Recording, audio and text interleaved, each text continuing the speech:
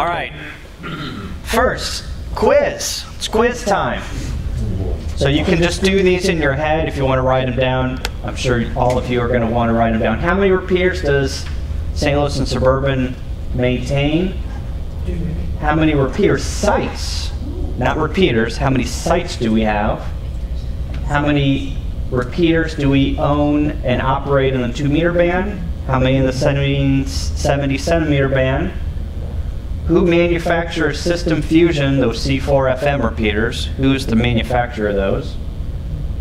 How many Slsrc owned C4 FM repeaters are on the air? And who owned the building that the 146.91 repeater is located before Edward Jones? Who knows that?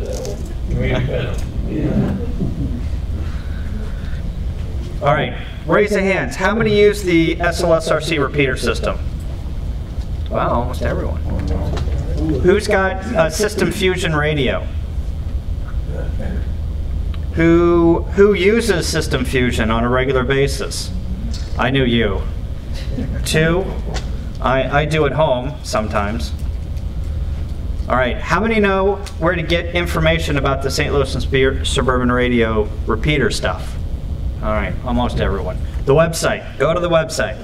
The website is your friend. All right, here's some information about the engineering committee. So we design, we install, we support all of the repeaters in the repeater system, or in our system. We also take care of the 5 gigahertz point-to-point command and control network that we have set up. We hold online Google meetings once a month. They were twice a month, but we backed them down to once a month. It's on Google Hangout. You don't have to leave your house. I forgot to update this. Every 2 weeks, what we do is we meet the Sunday before we have a engineering work day, and the engineering work day is the 2nd Saturday of every month. We've just designated that as repeater work day. We maintain a state of backup equipment. So we've got a storage shed or a storage locker that has repeater parts in it, some older batteries, and we got a generator. So if there was ever a disaster and let's say the 8.5 repeater got knocked off the air because the power was out, we could at least take a generator up there and get that back up and running. It's got battery backup that would probably last, I don't know how much, maybe a day, day and a half. But then if something else, we needed it on the air for a longer period of time, we'd probably take the generator up there and gas the generator up. Have an operating budget of about $3,000 per year. Sometimes it goes up, sometimes it goes down, and we're trying to communicate. Is that an announcement? No. We try and communicate the upgrades that we do on a regular basis. So we've been talking about the Arden stuff. Once we get that up and running, we'll communicate that out via the mailing list. So if you're not a part of the mailing list, go ahead and get updated or sign up for that, and we'll get you updated on the committee stuff. So like Brendan says, I'm stepping down at the end of this year. I've been committee chair for 5 years, 6 years, I can't remember. Kind of time for some new blood. I've got some aging parents that need a lot of help on the weekends, so I'm spending a lot of time in Troy, Missouri. I just don't have a lot of time to spend. And plus, I made a goal for myself to get to operate more in 2021, and I really haven't fulfilled that. So I really want to get on the air and actually not just be a paper operator, but actually get really good experience. So that's why I'm stepping down. So if you are part of the committee or you want to help lead the engineering committee, I'm not going anywhere. I'm always going to be here for questions, but we need somebody to help lead the committee. You don't have to be technical. I am not technical. Those 2 people over there are my Elmers and my resources for repeater stuff. I just help coordinate, and they take care of all of the technical stuff. Well, I do too, but I lean on them for most of my technical things, and they help me out, but I just do coordination and getting the meetings together and making sure that everyone's communicating. So you don't really have to be technical to be the committee chair. You just have to be organized and be willing to learn about the technical stuff that that those guys, George and Joe, put in my brain. I've learned a ton of stuff from them, and if you become committee chair, I'm sure that you'll learn a ton of stuff too. Looking for all skill levels. If you want to become on the committee, we're looking for committee people, and we're looking obviously for committee chair. Just email info@slsrc.org and we'll get you situated. Okay. All right, control ops. I'm going to grab my Gatorade. So I'm the control op, and Joe is the control op for the 9666 Olive Boulevard site. So that's the 85, it's the 443. Joe is the control operator for the repeater on Manchester, which is the Edward Jones building. That's the 146.91. Brentwood Boulevard, Steve, KE0DWB, maintains the Brentwood site. That is the 146.94 and the 442.100. And then Skinker Boulevard, 665 Skinker, I'm the control op for that, and that is the 146.97 repeater. And again, the URL for the repeater homepage. All right, so what the repeater homepage looks like. If you have any questions about what mode, what the frequencies are, what the tones are, go here. This has got all the information, how to get on Echolink, how to get on All-Star, Arden information. It's all on the website. All right, so here is the map of the locations. So here is 270. So we are here at Mobap. Here's Forest Park. So here at Mobap, we've got an APRS digipeater and iGate. I think I was having a discussion with Al. Where's Al? Art. And Art said, hey, I am hitting the APRS repeater, or I'm sorry, APRS digi, but I'm not seeing myself on the iGate, or I'm not seeing myself on APRS.fi coming through the W0SRC APRS iGate. And then if you know what if you don't know what an iGate is basically an APRS node that puts your packets on the internet. A digipeater digipeats it, so it basically repeats it out, so another digi or another iGate pick it up. APRS is not an internet protocol. It is a situational awareness protocol that if you were dropped from an airplane in the middle of a field and you beaconed out on APRS, you would be able to find things like hospitals and other repeaters and other users and things that you need to quote unquote survive. So don't think it's an internet protocol. But anyway, we've got a huge mammoth repeater iGate that sits downtown, and the AT&T Amateur Radio Association, I forgot what they're called, they run an iGate. What is happening, well, what has happened, and it keeps happening, it's not that big of a deal, is you might come in and hit that iGate here at Mobap, and then our digipeater digipeats it out. Well, there's a wireless link that goes from this site up to where our internet connection is at the 85. Well, before the packets can get on the internet and go across that wireless connection and get out on the internet from our charter connection, that digipeater has blasted out your APRS packet, and it has been picked up by the AT&T repeater, or the AT&T iGate, and because AT&T has got a huge backbone, they're a backbone in St. Louis on the internet, they push that packet out and it gets put on APRS.fi before we can get our packet to APRS.fi. So if you're ever wondering why you're not being seen by the W0SRC APRS iGate on the internet, that's why. I've gotten probably, I get a question a month on why that is, and I have to explain it, so I just wanted to explain that. But here are the lists of, and the locations of all our repeaters.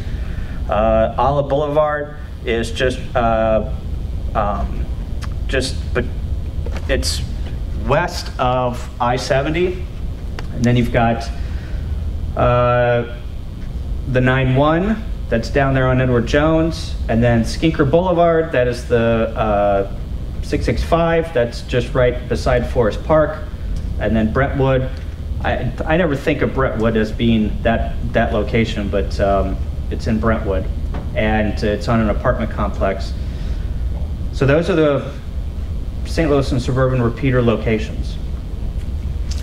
I was looking at a building that was down south to put another repeater, because we've got a lot of people that live down south, but before you actually put a repeater, there's a Missouri Repeater Council that George sits on, and you have to coordinate. So all of these locations and all of these frequencies are all coordinated through the Missouri Repeater Council. You just can't put up a repeater and say, hey, I got a repeater, come and use it. You got to coordinate it through the Missouri Repeater Council. Correct, George? Yes. Correct. All right, another question I get asked. I can't hit the 8.5 repeater. And my next question is, well, where are you located at? Well, I'm in South County. Okay, well, what are you using? Well, I'm using my Bayo phone. Well, I don't think that you're going to be able to hit the repeater. So I put this slide up. It's not exact, but if the 8.5 repeater is right here, with an HT, you're only going to be able to get down to probably, I want to say Manchester and the surrounding area, about 5 miles. The lighter blue is 20 miles, so that's maybe 10 to 25 watts. And then 30 miles with a good antenna and 50 watts is probably the lighter blue. Not exact, but I get asked the question all the time. I can't hit the repeater. Is the repeater down? Why is the repeater not responding? And then you have to go through the trial and error of what are they using, where's their antenna, blah, blah, blah, blah, blah. Is this based on line of sight, or? Well, it's hard to, no, this is not scientific, no. Well, I was just saying, does elevation play a part in this map? Of course, yeah. Okay. Yeah. So then it's not line of sight. So if you, well, there's a lot, it depends. You could be on a hill down in Herculaneum and key up the 8.5 repeater and be able to talk on it. There could be some weird propagation.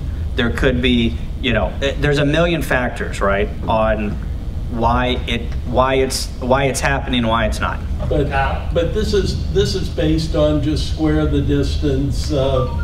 Exactly. You know, sensitivity. Right. This is just to get the thought of you're not going to be able to sit in your living room in South County on your HT and hit the 8.5. Kyle, Bob and Pam are a perfect example of that. In Franklin County, with how big a beam is it? 10 element beam, they can hit the 8.5 full quieting on 5 watts. Yeah. You start putting beams in the air at 30 foot, at 40 foot, and pointing them directly at the 8.5. I'm sure that you could probably hit, you know, a repeater with a little bit of propagation in Springfield, Illinois. You know. Propagation predictions are never a perfect circle. Right. Exactly. Yeah. And of course, we have a PL tone to separate us from the other repeaters on the frequency. Yeah, so that's a good point, Eric. So if you ever, we just put a tone squelch on the 8.5. It's not been just, it was probably, what, 2 years ago or something? I can't remember. But anyway, there is another repeater on our frequency in Alto Pass, Illinois. Alto Pass, Illinois, thank you. And it's in southern Illinois. And especially in the morning, you can hear that, I can hear that repeater full quieting from my house. I live in South City, and I can hear that repeater, and I can hear the 8.5. Granted, whenever someone talks on the 8.5, it swallows up the alto pass repeater, but if there's nobody talking on the 8.5, I can hear that repeater plain as day. Yeah, that one has a PL tone of 88.5. Yeah. Who had the question of line of sight? What was your name, Jeff? Jeff. So, Sterling, N0SSC, did a really good video on Google Earth about line of sight. If you want to go watch his video, you want to take a note, Sterling, N0SSC, and then just type in line between buildings in Google Earth. Or, if you've got Google Earth, you can bring up the line tool, and I think that says, it says path. Yeah. And what you do is you point two plots here, and I think this is this me down here? I think that might be me in the 8.5. And somewhere on, oh, maybe it's this one, you click in show elevation, or show navigation maybe? Oh no, show elevation profile, there it is. And then you get this, and you can move a cursor up and down that line, and it will show you the elevation tab on what's blocking. So I think this is the hill. That's ground elevation. That's ground elevation, then you have to add building. Right. Does not show buildings. Yep. So I'm going to show you a different way. Well, I'm not going to show you, but if you go to if you type in Google Ubiquity Link UI, you go to that website, and that is where you choose, that is Ubiquity's version on the web on how to find out 2 points are able to hit each other with their Ubiquity dishes or their Ubiquity sector antennas. You can do it for line of sight, and it allows you to bring up what the elevation is of point A and what your elevation is of point B above ground. So once we get to the 8.5 repeater, I'm going to show you guys all the repeaters. I'm going to tell you how far above ground they are, because like the 8.5 is on a 7-story building. If you know the address, you can always cheat. If you know the address, you can go to Google Earth, or Google Street Maps. You can count the floors, and every floor is about 15 feet. So once you get above the ceiling and then you get into the deck, typical buildings are about 15 feet per story. So if the antenna's on the roof and it's a 10-story building, well, you could probably go up 150 foot and put your values of 150 foot, be good. Does that make sense? And a little more because it's probably bolted to the side of the but it's elevator block. Yeah. So that'll get you, I mean, you're going to be doing it between dishes, but it's going to give you line of sight if that's all you're looking for, right? Some other people have asked about, well, I don't live in St. Louis, but I want to talk on the 8.5 repeater. So the 8.5 repeater, that's our kind of our flagship repeater if you haven't figured it out. A lot of activity on the 8.5. There is an All-Star node connected to the 8.5. If you want to learn about All-Star, go to allstarlink.org, and you can learn how to build. If you're IT savvy, you can build a All-Star node through a Raspberry Pi. You can also buy one that's already configured. This Sherry device is a very cool device. It's a kit that you plug into a Raspberry Pi, and it gives you basically hotspot functionality on a Raspberry Pi. It's like a hotspot, right? You buy a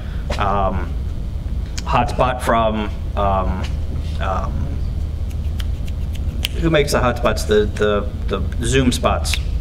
What's the HRO? HRO.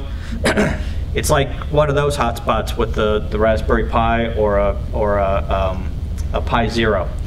Plug this in the Raspberry Pi, and you can talk on your HT. You can dial. You can connect to the 8.5 repeater. Sounds like you're sitting right next to it. So if you go to handprojects.info, you can buy these Sherry devices. And then here's from the lstarlink.org website.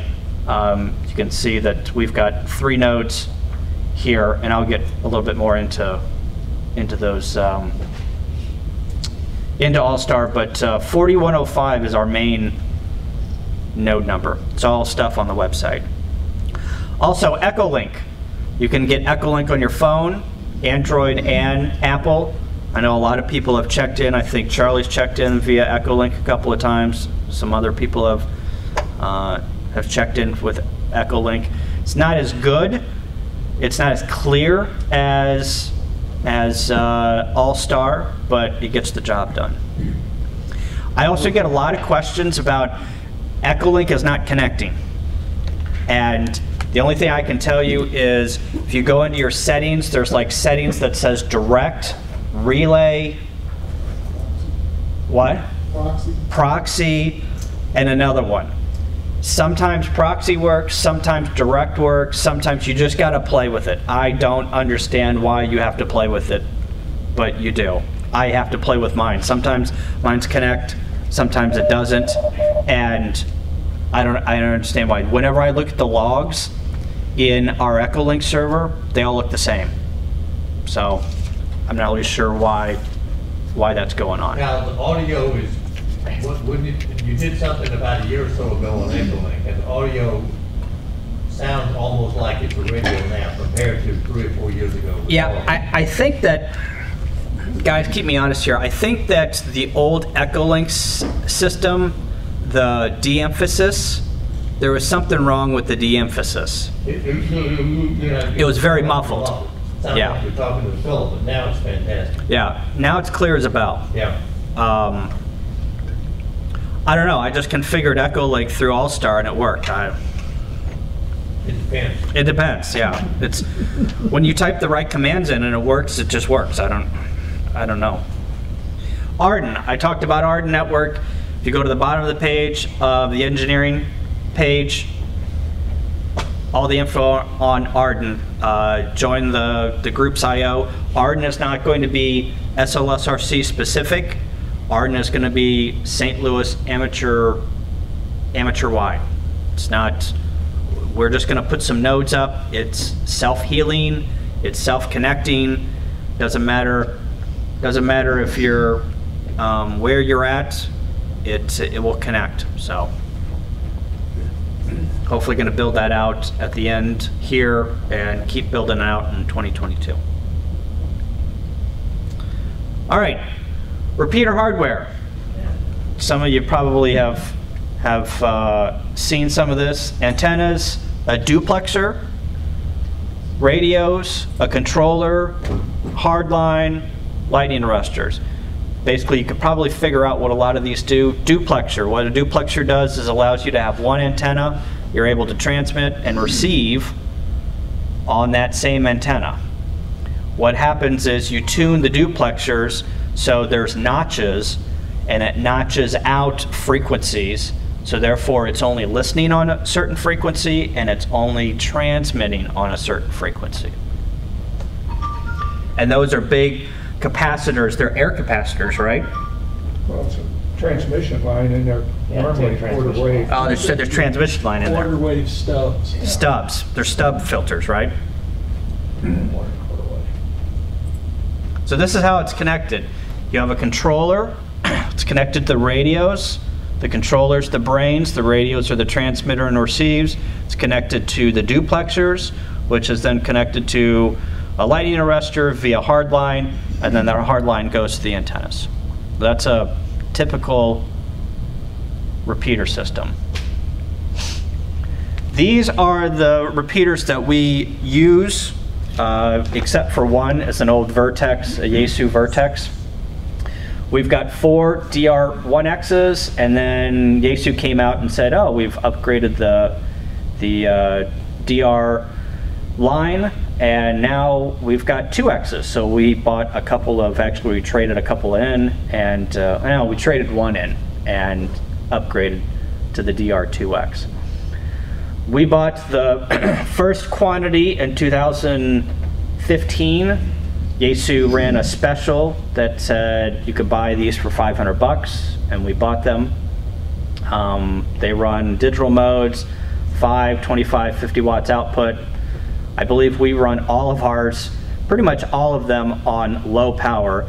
Yaesu says 25 watts is recommended, but we run them on 5 watts. I think we are running them on the 25. Oh, we are? Yeah, we get about probably 12 or 13 watts at actually the antenna. Oh, that's right. Yeah, you're right. You get through Yeah. the duplexer and all the cable. I think that, yeah. So I guess we do run them at medium power. They've got an onboard repeater controller, front panel display, and they run on AC and DC power. The second gens were still $500. I don't think they're $500 now, but at trade-in they were $500. Again, They're about 900 now. $900 now, George says. The new deal. And they back down, they auto back down based on heat. They go from 50 watts to 25 watts to 5 watts based on heat. Again, we run our repeaters at 25 watts. By the time it gets through the duplexer and gets to the antennas, they're running anywhere between 10 and 15 watts, 10 to 17 watts, I think we. Something like that. Yep. Yeah. You can see on the second gens they got 4 end connectors. They got dual receive but only single transmit. And they had more features. They have this thing called IR. I think I got that wrong. IMRS. IRMS. IMRS. I think it's IMRS. Yeah, I think it's IMRS. Basically, that is, it's got an Ethernet jack on the back of it, and basically, in short, you can take 2 of these repeaters and link them via Ethernet and have them talk to one another. They have to be on the same subnet. There's a whole bunch of things that you have to do, but you can get a System Fusion handheld, and based on tones that you send it, it can link different repeaters together. And also it allows direct Wires X connection. So you can put Wires X, a Wires X box on the back of this with a Windows computer and control Wires X directly on the back of this repeater. That's what the inside looks like. It's not very sexy, but that's what it looks like. So it's just 2 radios, controller board, a fan. That's all it is. A couple of fans. I'm sure some of you have seen this slide before. This is the slide right out of System Fusion. Basically, anything Yaesu builds today that's VHF, UHF, is probably going to have System Fusion on it. Cal? Yep. Is the 9.4 only System Fusion? I'm going to get to it. Oh, okay. Yep. So here's a splattering of Yaesu HTs and mobiles. I'm going to tell you right now, if you're going to buy a new VHF, UHF mobile, I would steer you towards a System Fusion mobile. You don't have to buy one, but if you want to talk on the System Fusion network or Wires X, I would tell you to buy a Yaesu. If you wanted to talk on one of George's DMR repeaters, I would tell you to buy a DMR repeater. If you only wanted to do FM, I'd probably tell you to buy a System Fusion because it does FM also. So you kind of have to pick your poison. I wish that the amateur radio community would all share protocols and put all the protocols in all of the radios, but they don't. But DMR is probably the biggest here in St. Louis, and then System DMRs outstrip Fusion and V-Star now. Yeah, DMR is huge. I mean, everyone's on DMR. But I'm not saying that you should not go buy a DMR.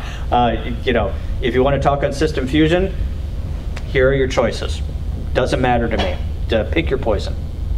Yeah, Eric. A lot of your first responders are also going to DMR. All the police are switching to a DMR as we speak. They're on P25 mostly. Yeah, it's P25, yeah. They're switching to DMR. What we have decided as a club to implement the System Fusion. That's what we're doing. So, but the choice is yours. You can do whatever you want. All right, here is the point-to-point network that we have built out. So whenever you build repeaters, one of the things that you want to do is be able to control them. So we have built out a 5 gigahertz. This is not Arden. This is a private network that we have built out in the St. Louis area, and we're shooting links across to probably over your head right now on the way that we do command and control at all the repeater sites. So we've got some dishes, we've got some sector antennas, and then all that stuff comes into every cabinet has got a unified switch, and then we've got a USG, which is basically just a glorified router that we run all of our stuff on.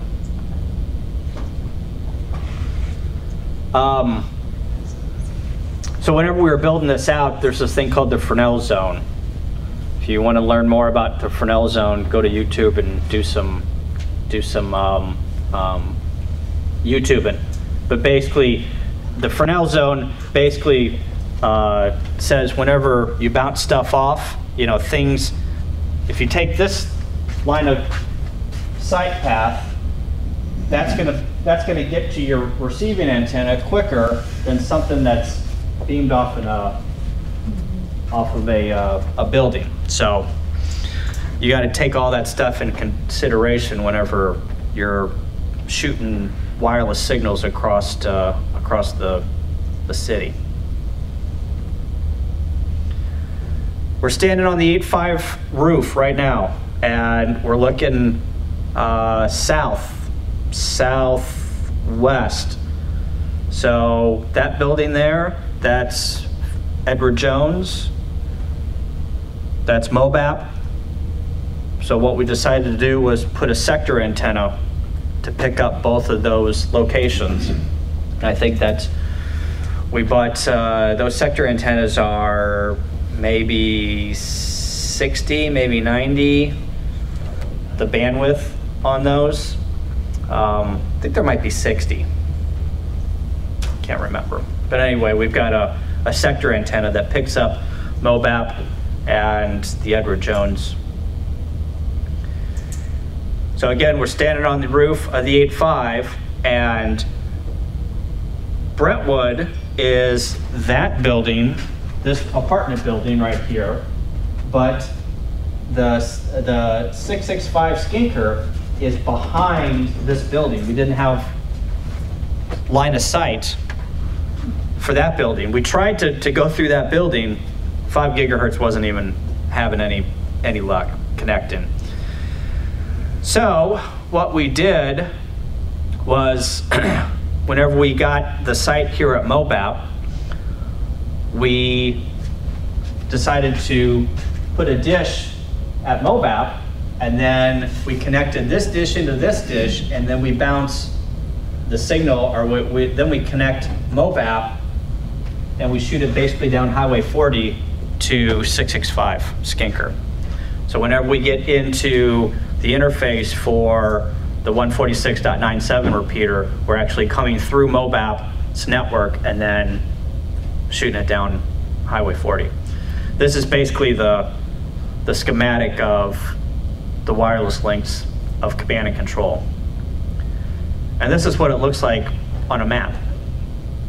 So you can see MOBAP there, the corner of 270 and 40. It shoots down and picks up the 9.7, and then everything else comes back to the 8.5. Here's the interface to the USG. It's kind of what we look at. Usually get into it about every 2 weeks and take a look at stats, make sure that it's still running. We've got rig runners, we've got web power switches, we can control stuff through paging tones. This is how we do command and control at all the repeaters. This is my Node Red interface that I have put together, and it polls, runs on a Raspberry Pi at the 8.5 site, polls the different locations. This is how we monitor stuff in real time. This doesn't do a lot of stats for history, but it's a good snapshot to see how things are looking whenever we log into it. This is where we get all of our stats. We're able to go back in time and take a look at temp and humidity, wireless link monitoring, some other stuff. All right, getting to the nitty gritty here. We only got a few more slides left. So here's the 8.5 site, or this is 9666 Olive Boulevard's 146.85, 443.075, and the 224.520. It's on the top of this building. It's kind of an older picture, but this is what the cabinet looks like. Here's your above sea level, or above, yeah, that's above sea level. 240 meters above sea level. This is where the internet comes in. We've got some rig runners, Ubiquity dishes. Who was asking me, what was the question that, Cliff, what was the question you were asking me? Is the 9.4 only digital, not? Oh, yeah, we're gonna get to that, Yeah, sorry, okay. sorry. So this is what the 8.5 cabinet looks like. This is what the outside of it looks like with the repeater, or with the antennas. So the large large antenna there on the right-hand side, that's the 146.85 antenna. Then you've got that tree, and remember I was talking about, whew, that was close. The tree, we're gonna put the Arden, we're gonna stick the Arden stuff on this fork here. There's that sector antenna that I was talking about that was shooting down and picking up MOBAP and the 9.1. And then you've got the 224.52 antenna, and then you've got the 5 gigahertz dish to the Brentwood site. So this is on the east side of the building. I thought we were using that at 440 antenna. No, we're using the other one. West one? Yep. So this is the west side of the building. That 2-meter antenna is not there anymore. We took it down. We put it at the 9.7 repeater. We found out that it had a bad connector. We took it down and we put another antenna up. That antenna is actually sitting in my garage right now. But the 443.075 that runs Wires X, that is on the west side of the building. And I think Max is not here. Max did these coverage maps a long time ago. That's out of Radio Mobile. Yeah, radiomobile.com maybe? I think so. Yeah, Radio Mobile. So you can go to Radio Mobile and generate these maps. Here is the Edward Jones building, 146.91. Here's the cabinet with the duplexers. It is FM only. It's the backup, or it's the Skyward now. It was the backup. Not really sure what's going on with that. They just use it whenever they need it, but it's there, running on generator power, on emergency power if the power goes out. But so that's the cabinet for the 9.1. Coverage maps. Oh, sorry. Here's the Brentwood site. It's got a smaller cabinet. I think we got that cabinet from somebody at Winterfest and nobody wanted it, and the guy didn't want to haul it home, and I said, how much for that cabinet? He goes, you can take it right now. And I took it. So we put some padlocks on it, and that became the 9.4 and the 442 repeater. It's amazing how much stuff you can pick up at Winterfest at about 1 o'clock in the afternoon. Here's the antennas for Brentwood, 442.100, the 9.4, and then that 5 gigahertz dish that goes back to the 8.5 site. Here's the coverage map. It's all east, isn't it? It's a lot of east. Isn't there a building blocking the path to the north and west? Yep, we got, so we put the antenna up. This is before my time. Put the antenna up, and that used to be a great location, great central location. And then, of course, technology advanced and they built new buildings, and now it's blocked on the north, and it's mostly blocked on the north side. There is a little blockage on the east side, but not much. What was that? There's about a 5-mile stretch on Interstate 70, you can't really use it. Yeah. Yeah. Pretty much the express lanes. There is, you'll find that there's dead spots for the repeaters. Repeaters just have dead spots. It's just the nature of the beast. Cal, what I think is interesting, the 9.4 is on a 23 or 24-story office building, and the 8.5 is on what, a 6 or 7 story? 7. 7-story. So you think that 23 stories would be, but it's at the bottom of the hill, Yeah. right across from Shaw Park. Yeah. You know, whenever we got these inherited some of these repeater sites from the St. Louis Repeater Club, you know, I don't know the history on them. I'm sure that some of you probably do know the history. You know, they were probably great sites, you know, with nothing around them. And now, At one time, the 9.4 repeater back in the day was one of the premier repeaters. It was. there you go. It was busy all the time. Really? It's busy all the time, but buildings grew up around it, and coverage is wrong. Help. And getting, I'll say this, getting roof access is a pain in the butt. And to do it properly, you have to go up there and you have to have the knowledge of doing a site survey and making sure that you're not interfering with other repeaters and other systems. And it is a pain in the butt, an absolute pain in the butt. The first hurdle is actually getting in contact with the building people and actually getting them to say, oh yeah, we can give you power and data and this and that and roof access. That is probably 90% of the battle. Because I know I work here at BJC, and some of the facility managers here, you email them over and over and over. They won't even email me back whenever I'm an employee, so, you know. So this is 665 Skinker. This is a 23-story building. It's way up there. It's an apartment building. Yeah. I get severe vertigo whenever I get up on the roof. It just, it wigs me out.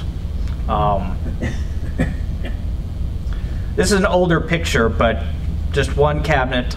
There's a lot of old stuff up there. There is some FBI stuff, Homeland Security stuff. There's an old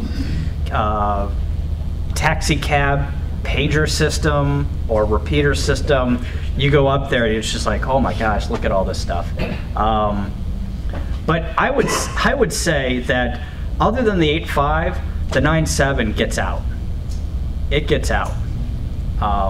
We only run 5 or 8 watts at the antenna, and it gets out. I don't think that this does it justice. It doesn't look that impressive, but I've been literally in Eureka and been able to hit the 9.7 repeater. It gets out really well to the east, out into Illinois. It does, yeah. MOBAP, so we're here. That's where the APRS, Digi, and iGate is located at. Here are the 2 dishes. older picture, but there's a PI in there. Well, not in this picture, but there's a PI runs TNCX with a TNCX, and it runs the APRX software. The site's got a rig runner. So all of the sites were able to get in and turn them off and on remotely. So if you combine all of the repeaters in the St. Louis area that Suburban owns, this is what you get. All right, here's your repeater summary. Cliff? Yes. Yep. Taking notes? Yep. So FM, the 8.5, the 9.1, the 9.4, the 9.7. I gotta update this. Yeah, 443. Yeah, 443. We're gonna scratch this. Oh man, I thought that I updated, but I guess I did not. So we're gonna scratch this, and we're gonna delete that, and then we're gonna represent this. How about making some edits on the fly? Yeah, I thought 94 was, No, the 9.4 is still FM. Still We FM, haven't we have. So as of today, the 9.4 is still FM. 9.7 is FM. 442.100 is FM, and the 442.520 is FM. System Fusion, you can get on the 9.4, you can get on the 443.075, and the 9.7. That's in AMS mode. The Wires X, if you want to get on the Wires X network, that's the 443.075. If you want to read up on AMS, that's automatic mode switching? Automatic, yeah, automatic mode selection. Selection, automatic mode selection. System Fusion has got if a repeater is in AMS mode, if you are talking, if you're talking on digital and you're having a digital conversation, digital to digital, if you do not have the tone squelch turned on your radio, you're going to hear digital hash, okay? But if you key up that repeater in FM mode, it is automatically going to switch everyone to FM mode, including the two people that were talking digital. A little annoying to do that, right? Because typically on an FM conversation, if two people are talking about what their favorite fruit is, and you drop your call sign in there, they acknowledge you, and then you can chime in the conversation and say bananas is your favorite fruit, right? Well, whenever you are an FM user and you've got two people on a AMS repeater and they're talking on digital, you have no idea what they're talking about, right? Because all you hear is digital hash if you have your squelch open. So Yaesu doesn't think this is a problem. I think it's a huge problem because I don't know what they're talking about. So the goal at the end of this exercise of all the repeaters is to basically say, if you're an FM repeater, you're an FM repeater. If you're a digital repeater, you're a digital repeater. That's it. No switching back and forth and getting crazy with interrupting people's digital conversations whenever you key up on your FM mode on your thing. People to analog? Yeah. So they start transmitting analog? Yeah, they kick it to analog and everyone goes analog. 075 is locked digital. 075 is locked to digital. That is correct. Yep. So don't try and get on 443.075 on FM. It ain't gonna work. But if you got a Yaesu digital and you put it on digital mode, 443.075 is probably the repeater you want to be on. Because it is connected into the Wires X network, we are connected in, there's probably, I want to say 4, maybe 5 other repeaters in the St. Louis area that are on the Wires X network. Georgia's got a repeater on the Wires X network. The AT&T people have got a repeater on the WiresX network. There's one in Wright City, Truxton, something he connects sometimes. I forgot what repeater it is, but I think it's Troy. is it Troy? So there's a ton of, or not a ton, but there's you can connect all of those repeaters into the WiresX, and there's a STL Metro room. I forgot what the room number is, but It's in 72 though. it's what? It ends in 72, but I can't remember. Yeah. There's a WiresX room, and it's defaulted on the 443.075. So whenever you key up on the WiresX network on the 443.075, you're actually keying up 2-3 other repeaters in the St. Louis area. Plus that room, AT&T's linked that room to the internet on the hotspots. Yep. So if you get on your hotspot whenever you go home tonight, FCS reflector, let's get on the website, because it's all on the website. Did that happen recently? Because I feel like that. No, it's so the, It doesn't always work. it does, yeah. This is why good it's, radio.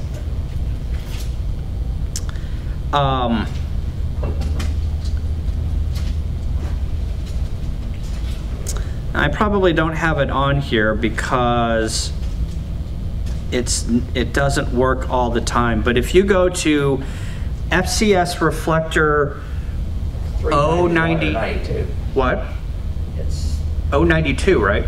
yeah, FCS 03. 03. FCS 03 092 is the room number. There's this way that you can go in through your hotspot. It goes to a server in a server room somewhere. It gets converted to System Fusion, gets piped out the internet, and then hits the WiresX network. Does it work all the time? No. Does it work most of the time? I don't know. I haven't tried it in a while. But it is linked into the WiresX network. So FCS 3, reflector 3, room 092 is the room number. That's why I don't have it on here, is because I don't want people, I mean, you guys can try it, but I don't have it on here as a documented thing, because if I put it on here and people can't get into it and it's intermittent, I get a bunch of hate mail.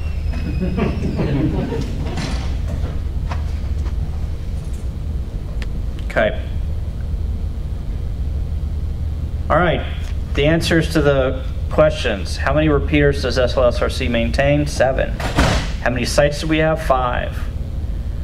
How many Slsrc owned repeaters operate in the 2-meter band? 4. How many in the 70 centimeter band? 2. Who manufactures and owns System Fusion? That's Yaesu. How many Slsrc own C4 FM repeaters are on the air? It's 2. Actually, it's technically 3, but we're going to go with 2. Who owned the building before Edward Jones? Community Federal. That's it. That's all I got. Any questions? It's 91, FCS 0391. There you go, 91. We're off by 1. FCS 3 091. 0091. Henry. It's in Pi-Star. Yeah. Kyle, Yeah. where was that in South County where you're looking to put a repeater? It was, well, I had calls into, what's that hospital in Tesson Ferry? The what? The hospital in Tesson Ferry. Mercy. Mercy South. Yeah, that would be a good spot. I had a friend who knew the facilities manager, but then the facility manager retired. So, yep. Ed Burkle can't get you on the antenna down there? Fire department antenna? Oh no, does he have a I don't know. Another spot down there would be the Lindbergh building. Right across South County Center? Yes, Is that a tall building? yes. You get up, well, it's only about a 4 or 5 story building, but if you get up there, you can see 360 degrees. Wow. There's a lot of buildings that you get on the roof and you can see 360 degrees. Well, I mean, you can see to the Yeah, horizon. right. Another one, So it's only if the Earth is round, because the Earth is flat. another one is over there by Grabline 270. There's a couple of buildings that are pretty good. Yeah, I know what you're talking about. Yeah. Kyle, would the repeater, if you got one in South County, would it be relocation of an existing one or a new one? No, we would relocate probably. We'd probably relocate maybe the 9.4. 9.4, yeah. Yeah, but I mean, If you can. yeah, I mean, there is so many things. Like we'd have to go through the repeater council and give blessing, and we'd you know, yeah, you could probably put a repeater down there, but then you have to change your repeater pairs. I don't think there's any more repeater pairs in Missouri. No. There's Probably a few are, that have showed because up there's some- lately because we gained some No. back. But the key thing though, any changes that you do in St. Louis have to get approved by Illinois as well. Oh, that's right. Yeah, yeah. Yeah. And plus, it's like, if you move it, are people actually going to use it? You know, there's that whole thing of you know, I understand that you can throw out the comment, the repeaters are dead, because there's not a lot of activity. It's just like the bands are dead. Well, nobody's on them, you know? Look at the HF bands during a contest weekend. Bands ain't dead. They get forced open, you know? So there are people that are monitoring, just not a lot of people are talking. Well, it's because the bands are dead, and so no one says, why should I get up? And they listen, it's, well, it's dead. Wow. Instead of saying CQ, Yeah, you we know, gotta call CQ, yeah. You can see and move through the band until you find something. Yep. There are only two good sites in North County to put a receiver, and that would be Christian Hospital at 270 and 367, and the Graham Medical Center north of 270 and Graham Road. Mm. They're both owned by BJC. Well, we got plenty of coverage in the north. We're not looking for anything in the north. Do we have anything to do at all with the Tillis Park repeater or the repeater on BJC West that's going to go back on BJC West someday? No, that's Aries. Yeah, okay. Yeah. No. Do the repeaters keep track of how often they're being used? No. I mean, I could keep track of how many times, well, so if you go back to, hang on. I did write a program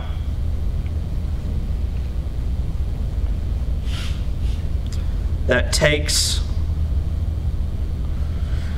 oh, where's that slide? Come on. There it is. So see this slide here? See these dips in the voltage? Well, this is a graph of voltage versus time.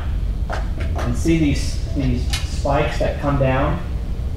That's when the repeater's been keyed up, because the voltage drops by half a volt. So I could write a program that puts all of the stuff in the database, and when the voltage drops, I know that somebody's keyed up on the repeater. I have yet to do that, probably because I don't care. The repeaters out there, you know, if you use them, that's great. We're still going to maintain them. You know, I'm guilty of it too. I have my radio on all the time, especially whenever COVID hit, and I still work from home, but whenever I was working from home, I just, you know, I'd have the repeater on the 8.5. Tom, K0HHB, he is the lifeblood of the 8.5. If you need to check a radio, he'll come back to you. But there were a couple of, like a Tuesday and a Wednesday, that there was nobody keyed up that repeater in 24 hours, 48 hours. But it's the way it is. Jeff is on 8.5 a lot too. Jeff, I hear you. Yeah, the repeater's out there, you know. It's being used. Yeah, it is being used. You're doing something and can't respond. But Yeah. I hear a problem. Yeah. It's unusual that I key up and nobody responds. Yeah. Well, it's whenever you throw out your call again in another 10 minutes or so. So. Have we had any trouble with the Raspberry Pi equipment? No, not yet. Don't jinx us. So I do backups of the Raspberry Pis, of the stuff that I need to back up. So if one of those, I mean, we've got a lot of Raspberry Pis running at the 8.5. We probably have 1, 2, 3, 4. We've got at least 4, and they're all All-Star, or the Raspberry, or the Node Red, or the Unify software, and all that stuff is backed up. So if one decides to go belly up, all I have to do is re-image an SD card, or go and replace a Raspberry Pi for $40, and we're back up and running within a day. Yeah. We do backups of all that stuff and put it on our Google Drive.